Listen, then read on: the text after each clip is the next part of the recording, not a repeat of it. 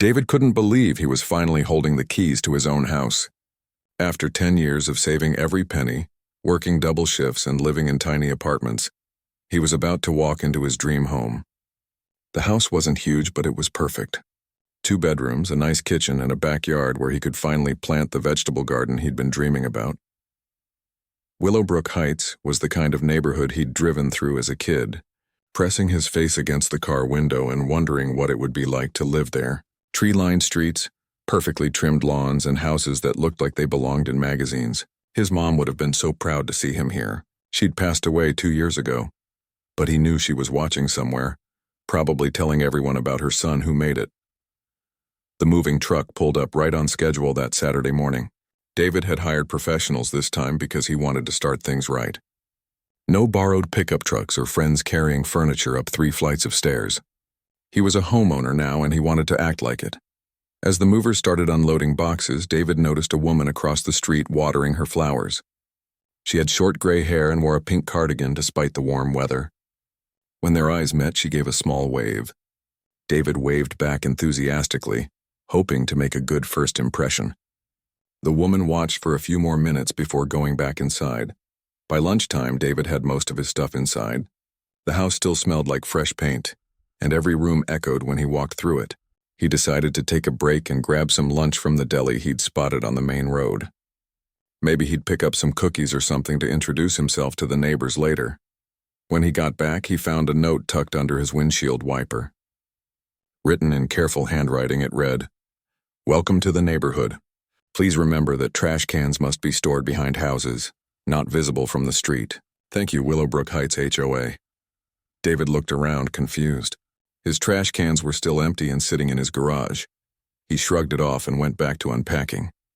Maybe it was just a general reminder they gave to all new residents.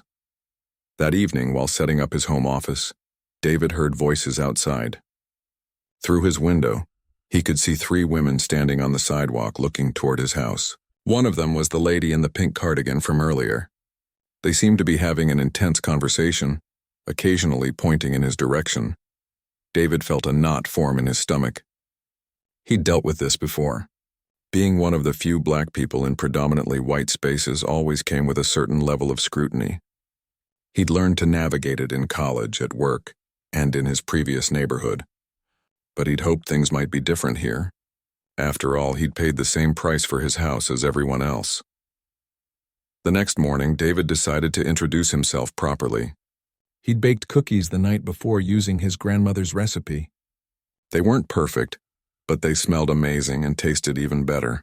He figured food was a universal peace offering. His first stop was the house directly next door.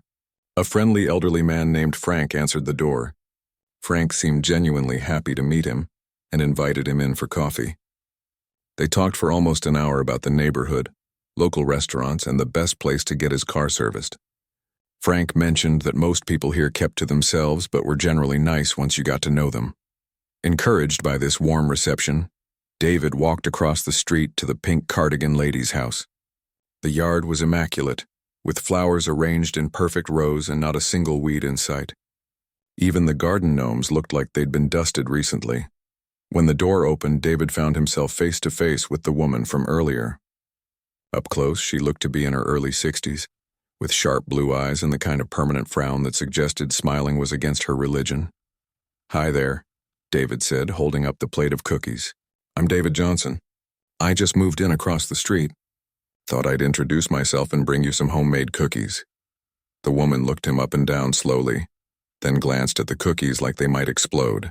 "I'm Margaret," she said finally. "I run the HOA here. Nice to meet you, Margaret. These are chocolate chip cookies. My grandmother's recipe."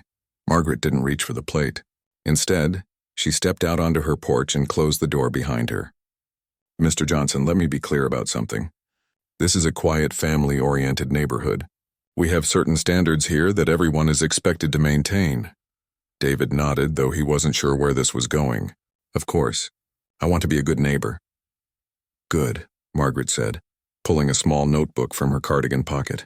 "Now, I noticed you had quite a few delivery trucks yesterday. We prefer to keep commercial traffic to a minimum. Perhaps you could arrange to have packages delivered to your workplace instead."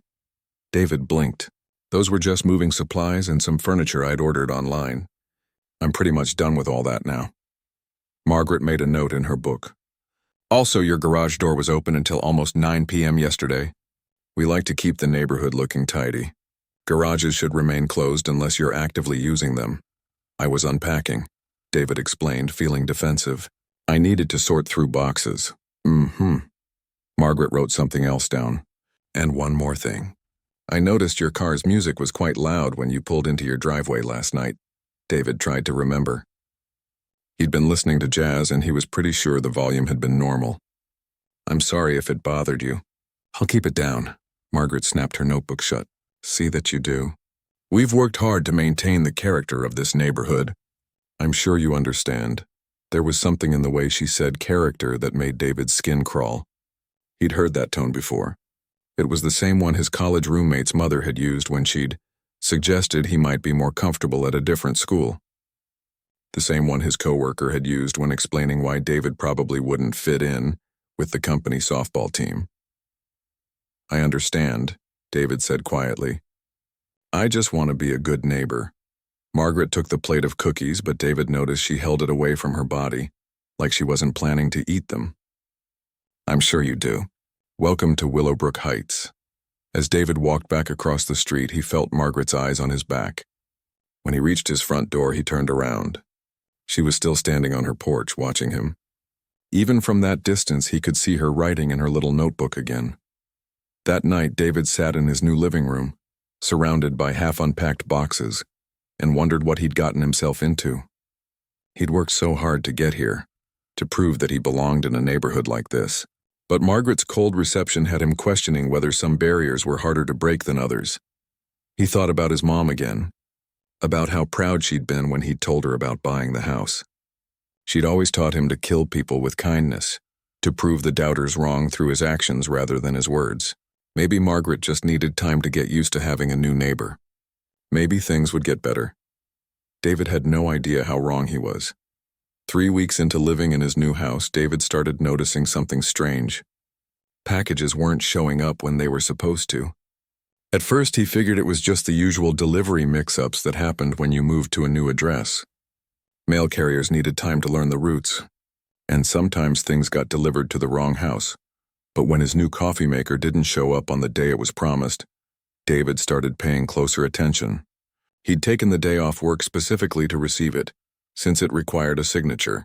The tracking information said it had been delivered at 2:47 p.m., but David had been home all day.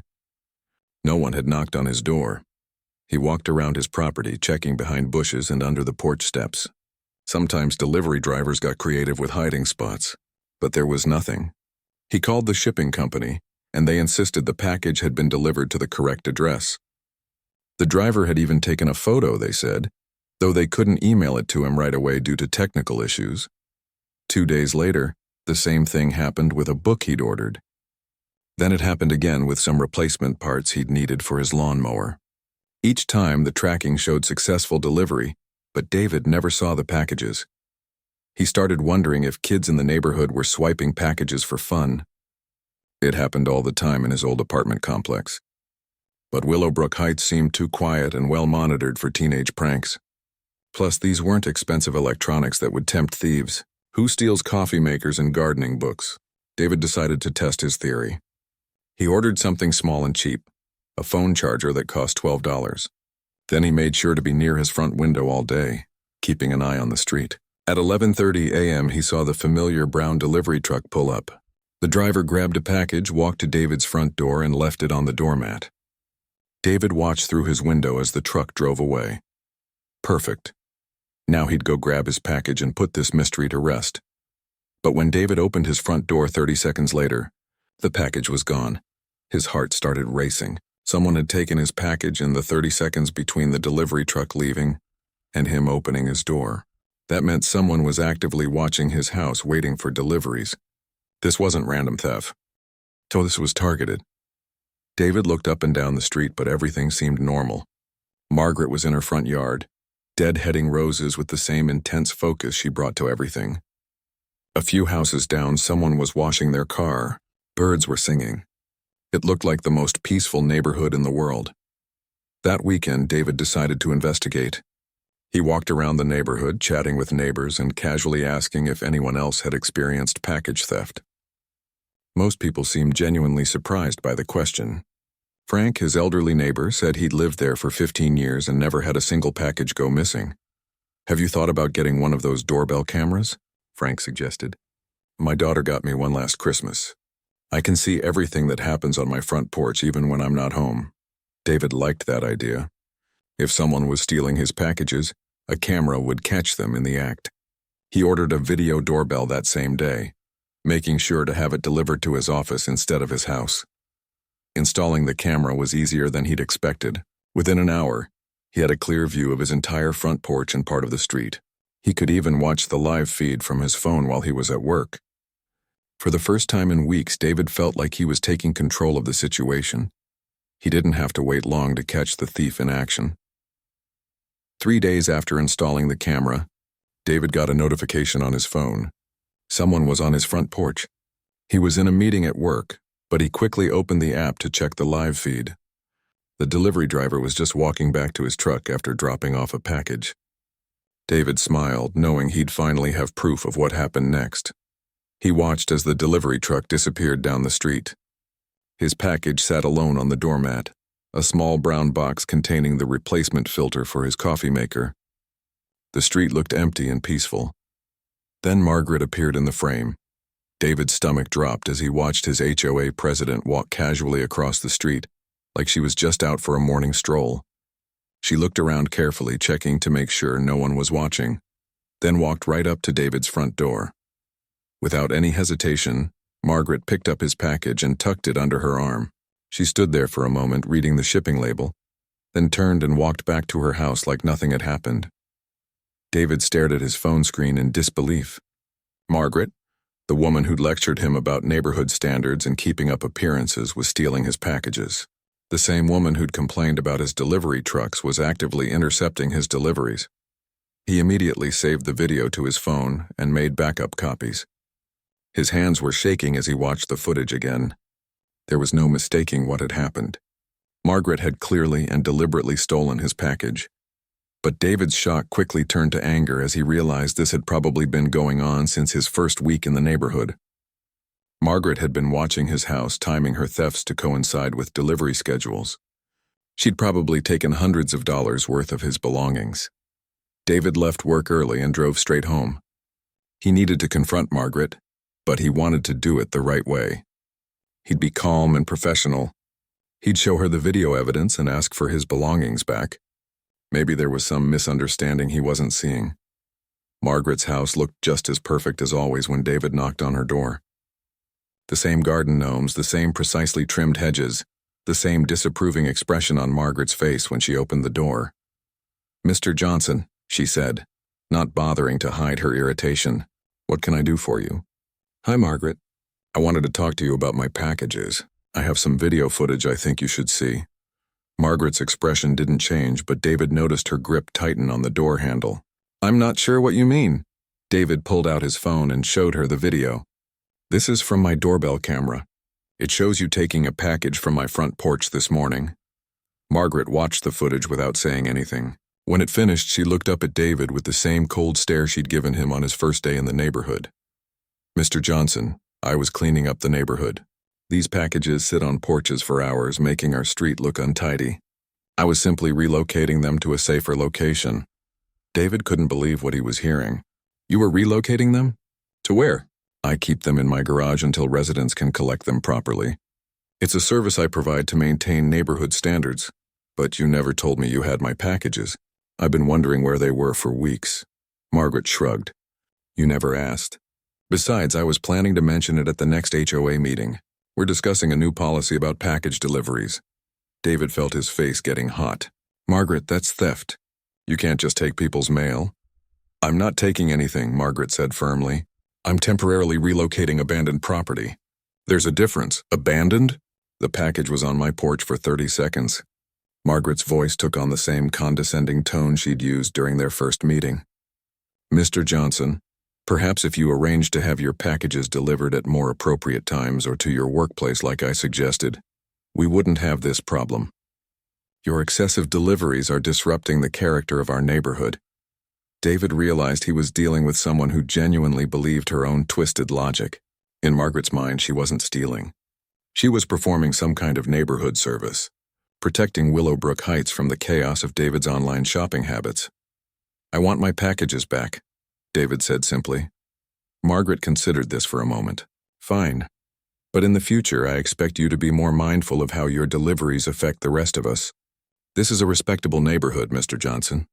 We all need to do our part to keep it that way."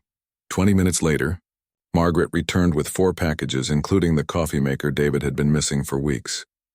She handed them over without apology, like she was doing him a favor. As David carried his stolen packages back across the street, he noticed Margaret was writing in her little notebook again. He had a feeling this confrontation had only made things worse.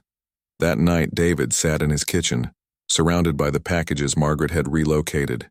He should have felt victorious. He'd caught the thief and gotten his belongings back. But instead he felt uneasy. Margaret's attitude suggested she didn't think she'd done anything wrong. And if she didn't think taking his packages was wrong, what else might she justify in the name of protecting her precious neighborhood standards? David had no idea that Margaret was already planning her next move.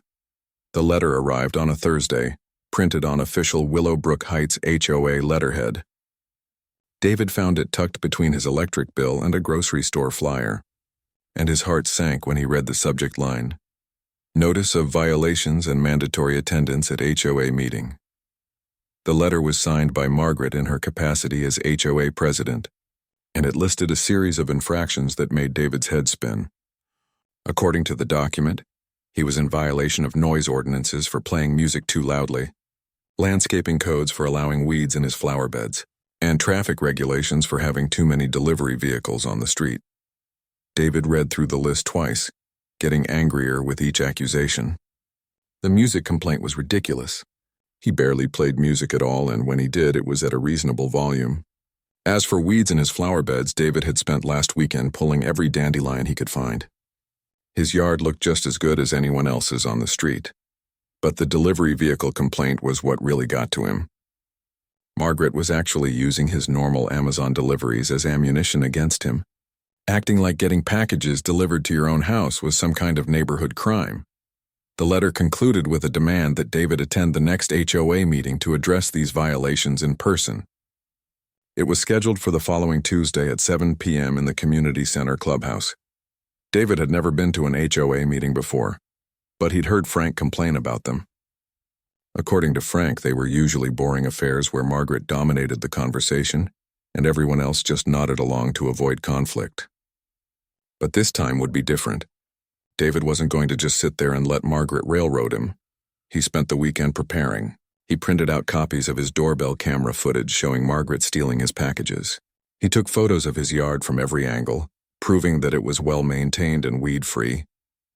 He even downloaded a decibel meter app on his phone and tested his stereo at normal listening volume, documenting that it fell well within reasonable noise levels. David also did some research on HOA laws and regulations. He discovered that board members could be held personally liable for harassment and discrimination.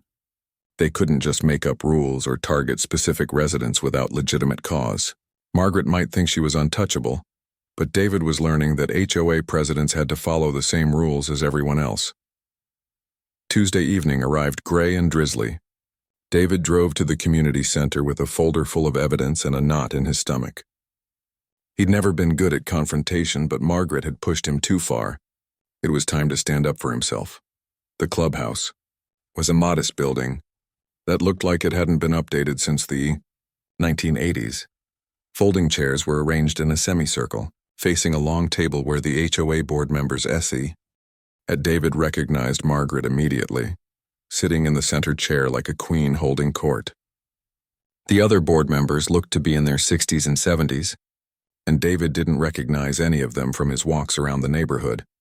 About 15 residents had shown up for the meeting, though most of them seemed more interested in their phones than the proceedings. David took a seat in the back row and waited for his turn to speak. Margaret called the meeting to order and launched into a lengthy report about the HOA's finances, upcoming maintenance projects, and her ongoing efforts to preserve the family-friendly character of Willowbrook Heights. She spoke with the authority of someone who'd never been challenged, emphasizing certain words like she was explaining basic concepts to children. After 20 minutes of Margaret's monologue, she finally got to the main event. Tonight, we need to address some serious violations that threaten the peaceful enjoyment of our community.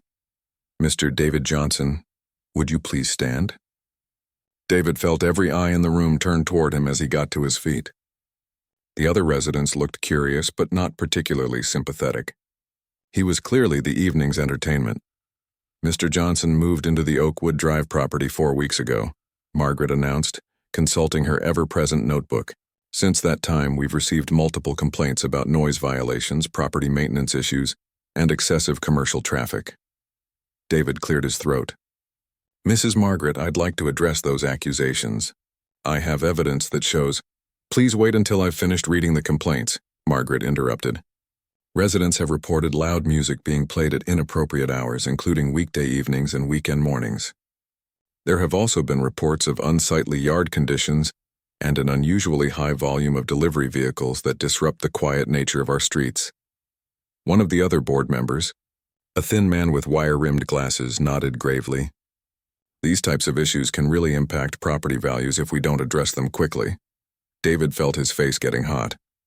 Can I respond to those accusations? Margaret looked annoyed by the interruption. Mr. Johnson, we're trying to help you understand the community standards here. Perhaps if you'd taken more time to familiarize yourself with our rules before moving in. I did read the rules, David said, his voice getting louder despite his efforts to stay calm. And none of them say anything about limiting package deliveries or playing music at normal volumes during normal hours. An uncomfortable silence fell over the room. The other residents were definitely paying attention now, sensing drama brewing. Margaret's smile grew even chillier.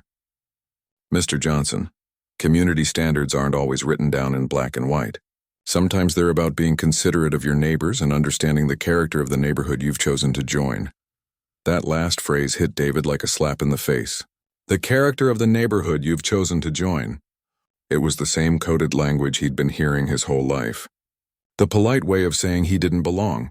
Mrs. Margaret, David said, pulling out his phone, I have video evidence that shows you've been stealing packages from my front porch. I think we should talk about that before we discuss my supposed violations. The room went dead silent. Margaret's face turned several shades paler, but she recovered quickly. Mr. Johnson, I explained this to you already. I was temporarily relocating abandoned packages to prevent them from creating an eyesore in our neighborhood. It's a service I provide to maintain community standards. David played the video on his phone and held it up so everyone could see. This shows you taking a package from my porch 30 seconds after it was delivered. How is that abandoned? Some of the residents leaned forward to get a better look at the footage. David could see a few of them whispering to each other, and their expressions suggested they weren't buying Margaret's explanation. But the board members closed ranks around their president. The thin man with glasses spoke up first. Mr. Johnson, Mrs. Margaret has served this community faithfully for over a decade. If she says she was protecting the neighborhood's appearance, then I trust her judgment. Another board member, a woman with perfectly styled silver hair, nodded in agreement.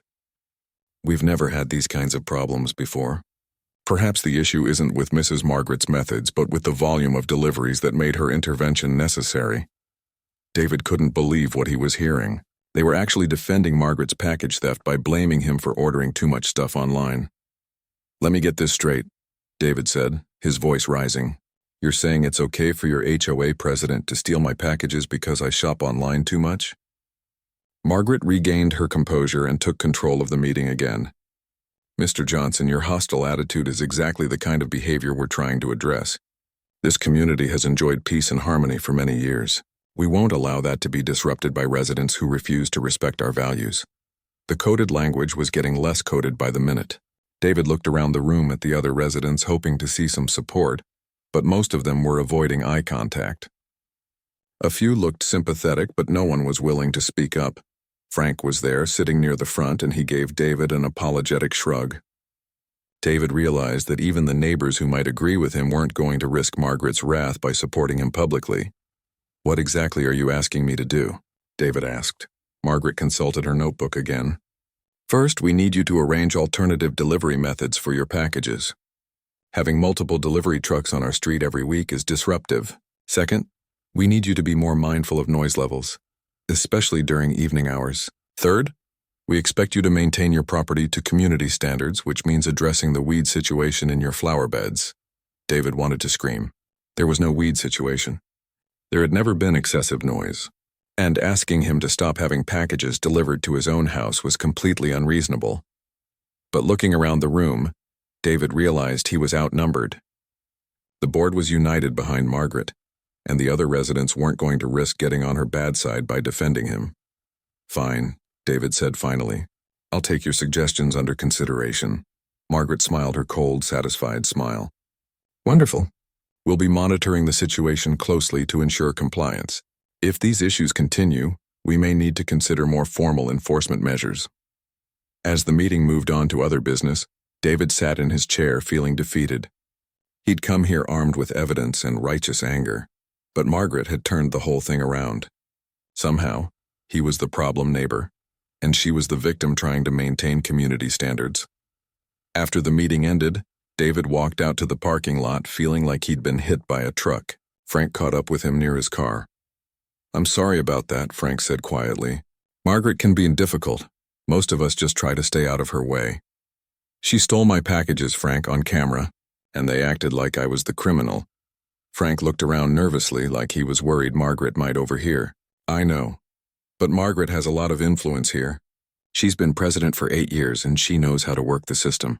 My advice? Just keep your head down and don't give her any ammunition. David drove home feeling angrier than ever. Margaret had stolen from him, lied about it, and then convinced the entire HOA board that he was the problem. And now everyone expected him to just accept it and keep quiet. But David wasn't the type to keep quiet when someone was treating him unfairly. If Margaret thought she'd won this battle, she was about to learn how wrong she was. As he pulled into his driveway, David noticed Margaret standing in her front yard, watering her flowers with a garden hose. Even in the dim light from the street lamps, he could see her watching him. She raised her hand in a little wave, like they were friendly neighbors who'd just had a pleasant community meeting together. David didn't wave back. David spent the next 3 days fuming about the HOA meeting. Every time he thought about Margaret's smug face and the way the board had protected her, his anger flared up again. He'd tried to do everything the right way, but Margaret had turned the system against him. Now she was probably feeling pretty confident that she'd put the new neighbor in his place. But Margaret had made one crucial mistake. She'd underestimated David. While Margaret thought she'd won their little war, David was researching his options. He wasn't about to let some power-hungry HOA president bully him out of his own neighborhood. If she wanted to play games, he was ready to play. David started by looking into the legal side of things. He spent hours reading about HOA regulations, property rights, and mail theft laws. What he discovered was encouraging. Margaret's package relocation service was definitely illegal, regardless of how she tried to justify it. Taking someone else's mail or packages, even temporarily, was a federal crime. But David also learned that prosecuting HOA board members was complicated and expensive. Even with video evidence, it could take months or years to get any satisfaction through the legal system. And in the meantime, Margaret would probably make his life miserable in a dozen other ways. That's when David started thinking about alternative approaches. He remembered a story his college roommate had told him about getting revenge on a neighbor who kept stealing newspapers. The roommate had set up a fake newspaper filled with itching powder, and the thief had learned his lesson pretty quickly. It was creative, immediate, and perfectly legal since it happened on his own property. David started researching what kinds of defensive measures he could legally use to protect his packages. What he found surprised him. As long as he wasn't setting up anything dangerous or permanently damaging, he had quite a bit of freedom to protect his own property in creative ways. The idea started forming slowly. What if he could create a package that would make Margaret regret her thievery, but wouldn't actually hurt her? Something that would be embarrassing and memorable but not illegal or harmful? David's first thought was a glitter bomb. He'd seen videos online of people mailing glitter to enemies, and the cleanup was supposed to be a nightmare, but glitter seemed too mild for someone as stubborn as Margaret. She'd probably just vacuum it up and then use it as another excuse to complain about his disruptive behavior. Then David remembered his friend Tyler, who worked at the local wildlife rehabilitation center. Tyler had mentioned that they sometimes had to deal with skunk scent glands when treating injured animals. The smell was legendary for its staying power and intensity. More importantly, it was completely natural and non-toxic. David called Tyler that evening and casually brought up the subject of skunk scent. "Oh man, that stuff is no joke." Tyler laughed. "We had an incident last month where someone accidentally broke a scent gland container, and we had to close the whole facility for 2 days. The smell just doesn't go away." "How long does it usually last?" David asked, trying to sound like he was just making conversation. "On clothing? Weeks, maybe months if you don't know the right cleaning tricks. It gets into fabric fibers and just sits there. We have special enzyme cleaners that help, but most people don't know about those." David felt a smile spreading across his face. "That sounds awful. The worst part is that the person who gets sprayed usually can't smell it after a while because their nose adapts. But everyone around them definitely can. I've seen people walking around thinking they're fine while everyone else is backing away from them." After some more casual conversation, David worked up the courage to ask the real question. "Hey, this might sound weird, but do you guys ever dispose of those scent glands? Like if someone hypothetically wanted to use one for educational purposes?" Tyler was quiet for a moment. "Educational purposes, huh? What kind of education are we talking about?" David decided to be honest. "I've got a neighbor who keeps stealing my packages. I was thinking about setting up a little surprise for them." Tyler burst out laughing. "Dude, that's brilliant." "Yeah, we've got a few scent glands in the disposal freezer. They're already removed from animals that didn't make it, so we just throw them away anyway. I could probably hook you up with one as long as you promise to use it responsibly." "Absolutely," David said. "Just enough to teach someone a lesson about taking things that don't belong to them." 2 days later, Tyler showed up at David's house with a small cooler and a huge grin on his face.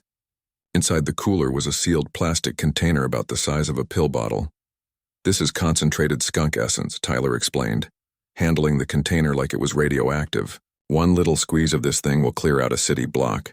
Are you sure you want to go through with this?" David thought about Margaret's condescending smile and her little notebook full of made-up violations. "I'm sure." Tyler helped David design the perfect delivery system. They used a small cardboard box, just like the ones Amazon typically delivered. Inside, they rigged up a simple spring-loaded mechanism that would activate when the box was moved or opened. The skunk scent gland was positioned so that any disturbance would cause it to release its contents all over whoever was handling the package. "The beauty of this system," Tyler explained as they worked, "is that it's completely legal. You're not setting up anything dangerous, you're just protecting your own property on your own porch. If someone gets sprayed, it's because they were messing with your stuff." David added a realistic shipping label addressed to himself, complete with a fake tracking number and a return address from a well-known electronics company. He even included a note inside that read, "Motion-activated security device. Opens when moved without authorization." "That's perfect," Tyler said, admiring their handiwork. "If anyone asks, you can honestly say it was a security device designed to protect your packages from theft." David placed the trap package on his front porch on a Thursday morning, right where his regular deliveries usually got left. Then he settled in to wait, watching through his window and monitoring his doorbell camera from work. He didn't have to wait long. At 11:15 a.m., David's phone buzzed with a motion alert from his doorbell camera. He quickly opened the app and saw Margaret's familiar figure approaching his front porch. She was wearing a crisp white cardigan and carrying her little notebook, probably documenting more imaginary violations. David's heart started racing as he watched Margaret look around carefully before approaching the package. Even through the camera, he could see her examining the shipping label and reading the return address. She seemed satisfied that it was worth stealing. Margaret picked up the package and tucked it under her arm, just like she had with all of David's previous deliveries. But this time, David was ready for her. The trap worked exactly as designed. As soon as Margaret lifted the package, the spring mechanism activated. David couldn't hear the sound through his phone, but he could see Margaret's reaction clearly enough. Her face contorted in surprise and disgust as the skunk scent erupted from the package. Margaret dropped the box immediately and stumbled backward, but it was too late. The damage was done. David could see her frantically brushing at her white cardigan, which now had dark stains spreading across the front. She looked around in panic, probably trying to figure out what had just happened. Then the smell must have hit her. Even through the silent camera feed, David could tell the moment Margaret realized what she'd been sprayed with. Her expression changed from confusion to absolute horror. She started backing away from the package like it was going to explode again, holding her cardigan away from her body. Margaret tried to run back to her house, but she only made it a few steps before she stopped and bent over, apparently gagging from the smell. David felt a moment of concern. He hadn't wanted to make her sick, but then he reminded himself that she'd brought this on herself. After a few minutes of standing in his driveway looking miserable, Margaret finally made it back to her house. David could see her frantically dialing someone on her phone, probably calling for help or advice on how to deal with skunk spray. David saved the video footage to his phone and sent a copy to Tyler with a thumbs-up emoji. Then he sat back in his office chair and smiled for the first time in weeks. Margaret had finally learned what it felt like to be on the receiving end of an unpleasant surprise. But David's satisfaction was mixed with nervousness. He knew Margaret wasn't going to take this lying down. She'd probably figure out pretty quickly that the whole thing had been intentional, and she'd definitely try to retaliate. The question was, what would she do next? David didn't have to wonder for long. By the time he got home from work that evening, there were 3 police cars parked on his street and a small crowd of neighbors gathered on the sidewalk. Margaret was standing in her front yard, still in her stained white cardigan, gesticulating wildly as she spoke to a uniformed officer. David parked in his driveway and walked over to see what was happening. As he approached, he could hear Margaret's voice rising above the murmur of curious neighbors. "Officer, this was clearly a deliberate attack. That man set up some kind of chemical weapon on his front porch." The police officer looked skeptical. "Ma'am, you said you were taking a package from his porch. Did you have permission to do that?" Margaret's face turned red. "I was cleaning up the neighborhood. These packages sit there for hours, making our street look untidy." David stepped forward. "Officer, I'm David Johnson. I live here. Is there a problem?" The policeman turned to him with a tired expression. "Mr. Johnson, this lady says you set up some kind of booby trap that sprayed her with skunk scent. Is that true?" David pulled out his phone and showed the officer his doorbell camera footage. "This video shows Mrs. Margaret taking a package from my front porch without permission. The package contained a motion-activated anti-theft device designed to deter package thieves." The officer watched the video, then looked back at Margaret. "Ma'am, what you're describing is mail theft, which is a federal crime. Are you admitting that you took Mr. Johnson's package without permission?" Margaret's mouth opened and closed like a fish out of water. She clearly hadn't thought through the implications of calling the police on herself for stealing. I was just trying to keep the neighborhood tidy," she stammered. The officer closed his notebook. "Ma'am, I'd suggest you return any other packages you've cleaned up, and maybe think twice before taking other people's mail in the future. Mr. Johnson, you have every right to protect your property from theft, but maybe next time use a regular security camera instead of whatever that was." As the police cars drove away and the crowd dispersed, David felt a warm glow of satisfaction. Not only had his plan worked perfectly, but Margaret had actually called the police on herself and admitted to stealing his packages. The best part was yet to come, though. Over the next few days, David would discover just how long skunk scent really lasted, and how effectively it could isolate someone from their community. The first thing David noticed the next morning was that Margaret's house looked different. All the windows were wide open despite the cool weather, and there were industrial fans running in every opening. A large sign on her front door read, "Do not enter, fumigation in progress." David couldn't help but smile as he walked to his car. Tyler had warned him that skunk scent was persistent, but seeing Margaret's desperate attempt to air out her house really drove the point home. As David drove past Margaret's house, he spotted her in the backyard hanging clothes on a line. She was wearing a surgical mask and rubber gloves, and even from a distance he could see dark stains on several items of clothing. It looked like she was attempting some kind of intensive cleaning operation. The real entertainment came later that day when David got home from work. Margaret was standing in her driveway, apparently trying to flag down the mail carrier. But every time she got within 10 feet of him, the poor guy would back away with a confused expression on his face. David pretended to check his own mailbox while watching the interaction unfold. The mail carrier kept glancing around like he was trying to figure out where a terrible smell was coming from, completely unaware that Margaret was the source. "I need to file a complaint about my neighbor," Margaret was saying, pointing toward David's house. "He's been harassing me." The mail carrier nodded politely but continued backing away. "Ma'am, you'll need to call the post office for that. I just deliver the mail. But you need to understand what kind of person he is," Margaret insisted, following the poor man down the street. "He's dangerous." "He sets traps." David watched the mail carrier practically sprint to his truck to escape Margaret's pursuing cloud of skunk odor. Even after the truck drove away, Margaret stood in the street for several minutes, apparently not understanding why the conversation had ended so abruptly. Over the next few days, David witnessed similar scenes throughout the neighborhood. Margaret would try to approach neighbors for support in her campaign against David, but everyone seemed to develop sudden urgent business elsewhere whenever she got close. Mrs. Henderson from down the street crossed to the other side of the road when she saw Margaret coming. The teenage kid who mowed lawns in the neighborhood suddenly decided Margaret's grass didn't need cutting this week.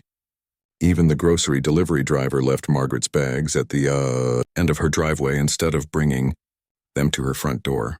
The most telling incident happened when Margaret tried to attend the weekly book club meeting at the community center. David heard about it from Frank, who'd witnessed the whole thing from the parking lot. "She walked into the building like nothing was wrong," Frank told David, shaking his head in amazement. But within about 2 minutes, people started making excuses to leave. The meeting was supposed to last 2 hours, but everyone was gone in 15 minutes. "Did anyone say anything to her?" David asked. "That's the thing," Frank said. "I don't think she realizes that she still smells. The human nose adapts to odors after a while, so she probably can't detect it anymore, but everyone else sure can." David felt a little guilty about Margaret's social isolation, but then he remembered her smug expression at the HOA meeting and her months of package theft. She'd brought this on herself. The situation reached a turning point when Margaret tried to hold an emergency HOA meeting to address what she called David's terrorist attack. She sent out official notices to all residents, demanding they attend a special session to discuss neighborhood security threats. Only 3 people showed up. David wasn't one of them, but Frank filled him in on the details later. According to Frank, Margaret had stood at the front of the nearly empty community center, trying to rally support for formal action against David. But the few residents who'd attended couldn't concentrate on her presentation because of the overwhelming skunk odor. She kept talking about how you were a danger to the community, Frank reported. But meanwhile, everyone was breathing through their mouths and trying not to gag. The meeting lasted about 10 minutes before people started making excuses to leave. Even worse for Margaret, word of the incident spread quickly through the neighborhood's social media groups. Someone had posted about the emergency meeting that cleared itself out, and soon everyone knew about Margaret's aromatic problem. David discovered this when his doorbell rang on Saturday morning. He opened the door to find 3 of his neighbors standing on his porch, including Mrs. Chen from across the street and the young couple who lived next to Margaret. "Hi, David," Mrs. Chen said with an apologetic smile. "We wanted to talk to you about the situation with Margaret." David invited them in, curious about what they had to say.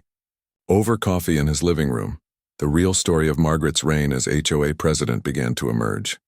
"She's been a problem for years," Mrs. Chen explained.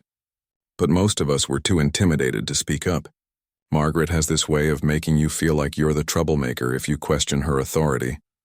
The young husband, whose name was Jake, nodded enthusiastically. "She gave us a citation last year for having non-conforming holiday decorations. Our crime?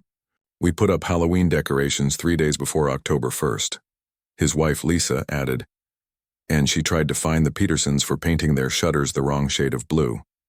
Said it wasn't approved by the architectural committee, even though there is no architectural committee." David listened in amazement as his neighbors described years of Margaret's petty tyranny. Apparently, she'd been using her position as HOA president to micromanage everyone's lives, making up rules as she went along and targeting anyone who didn't fit her vision of the perfect neighborhood. "The thing is," Mrs. Chen said, "most of us didn't know how to fight back. Margaret knows all the HOA procedures and legal language. She could make life miserable for anyone who challenged her." "But what you did," Jake said with obvious admiration, "that was perfect. You didn't break any laws or hurt anyone, But you showed everyone that Margaret isn't untouchable. Lisa laughed. Plus, the smell is like a constant reminder of what happens when she overreaches. Every time she tries to intimidate someone now, they just remember the skunk incident. David was surprised to learn that his neighbors had actually been rooting for him all along. He'd felt isolated and outnumbered at the HOA meeting, but apparently many residents had been hoping someone would finally stand up to Margaret. So what happens now? David asked. Mrs. Chen smiled. Well, that's actually why we're here. We've been talking to other neighbors, and we think it's time for some changes in the HOA leadership. Margaret's term as president expires next month, and we're organizing to make sure she doesn't get reelected. Over the next hour, David learned that his skunk trap had accomplished more than just teaching Margaret a lesson about stealing packages. It had sparked a neighborhood revolution. Residents who had been silently enduring Margaret's authoritarianism for years were suddenly finding the courage to speak up. The book club that Margaret had accidentally fumigated was now meeting specifically to discuss HOA reform. Neighbors were sharing stories about Margaret's past abuses and organizing to prevent future ones. Even more satisfying, Margaret's attempts to portray David as the villain were backfiring spectacularly. Every time she tried to complain about him, people were reminded that she'd been caught stealing his packages on camera. Her credibility was shot, and her lingering skunk aroma served as a daily reminder of her downfall. The final blow came when Margaret tried to file a formal complaint with the county sheriff's office, claiming that David had booby-trapped his property with a chemical weapon. David was called in for questioning, but the interview didn't go the way Margaret had hoped. So let me understand this, the deputy said, reviewing David's doorbell camera footage. Mrs. Margaret was taking packages from your front porch without permission, and you set up a non-harmful deterrent device to protect your property? That's correct, David confirmed. The device was clearly labeled as a security measure, and it only activated when someone attempted to steal the package. The deputy looked at Margaret, who was sitting across the room still emanating her distinctive odor. Ma'am, are you admitting that you were taking Mr. Johnson's packages without permission?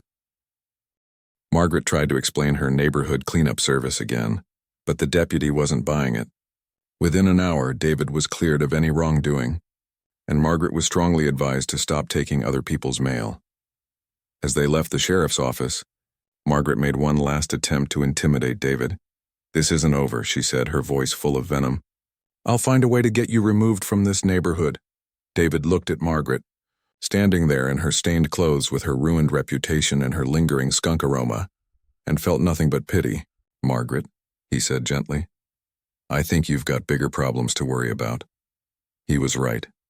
2 weeks later, Margaret lost her re-election bid for HOA president by the largest margin in the neighborhood's history. Mrs. Chen was elected as the new president, running on a platform of reasonable rules and respectful treatment for all residents. Margaret's defeat was so decisive that she stopped attending HOA meetings altogether. She eventually had her house professionally deodorized, but by then the damage to her reputation was permanent. The woman who had once terrorized the neighborhood with her petty rules and discriminatory enforcement had become a cautionary tale about the dangers of abusing authority. As for David, he became something of a neighborhood legend. People would point out his house to visitors and tell the story of how he'd brought down the HOA tyrant, with nothing but creativity and a skunk gland. New residents were warned that packages were safe in Willowbrook Heights, because everyone knew what happened to package thieves. David's packages never went missing again. In fact, delivery drivers started being extra careful to place them in secure spots, having heard the neighborhood folklore about the infamous skunk trap. Sometimes, when David was working in his garden or washing his car, neighbors would stop by to chat and inevitably bring up the Margaret incident. They'd laugh about her desperate attempts to air out her house or remember the book club meeting that cleared itself out in record time. But for David, the best part wasn't the neighborhood fame or even the perfect revenge. It was the simple fact that he could finally order packages online without worrying about them disappearing. He could play music at normal volumes without getting citation letters. He could live in his own house without constantly looking over his shoulder for HOA violations. Margaret had learned that some people fight back when you push them too far. And sometimes the sweetest justice comes with a very distinctive smell that lingers long after the initial offense. On quiet evenings, When David sat on his front porch enjoying the peaceful neighborhood he'd fought to be part of, he'd sometimes catch a faint whiff of something in the breeze and smile. Some lessons, he reflected, are worth remembering for a very long time.